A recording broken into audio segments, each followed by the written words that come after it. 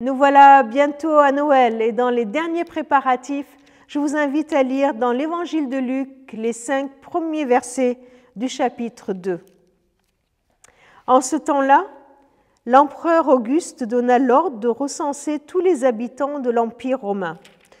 Ce recensement, le premier, eut lieu alors que Quirinius était gouverneur de la province de Syrie. Tout le monde allait se faire enregistrer, chacun dans sa ville d'origine. Joseph, lui aussi, partit de Nazareth, une ville de la Galilée, pour se rendre en Judée à Bethléem, là où était né le roi David. En effet, il était lui-même un descendant de David. Il alla s'y faire enregistrer avec Marie, sa fiancée, qui était enceinte. On s'arrête là notre lecture, on laisse la suite pour demain.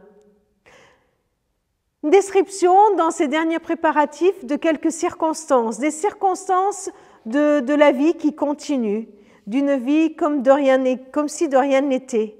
Voilà, tiens, il y a un recensement. Il se trouve que, avant la naissance de Jésus, il se trouve qu'en ces jours-là, il y a eu ce recensement.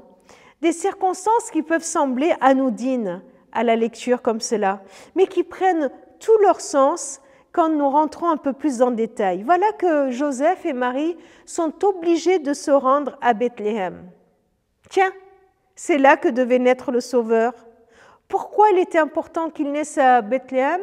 Non pas uniquement pour confirmer les prophéties qui étaient données, notamment par Michée, mais parce que c'est là où était né le roi David. Et que ce bébé qui allait naître est le roi qui vient au monde, ce roi qui naît dans la ville du grand roi David, un descendant légitime du roi David. Un voyage, des circonstances qui font que Joseph et Marie ne sont pas chez eux, ne sont pas dans leur maisonnée, ne sont pas dans leur chambre, dans leur cuisine, n'ont pas ce qu'il faut. Eh bien, des circonstances qui font qu'ils sont dans un état de précarité. Ils viennent dans cette ville, il y a beaucoup de monde, il n'y a pas de place pour eux, là où doivent être les voyageurs, et ils ne trouvent une place au chaud que dans l'étable, là où le bébé pouvait naître. Voilà des circonstances qui les mènent dans une précarité pour rejoindre ceux qui le sont aujourd'hui.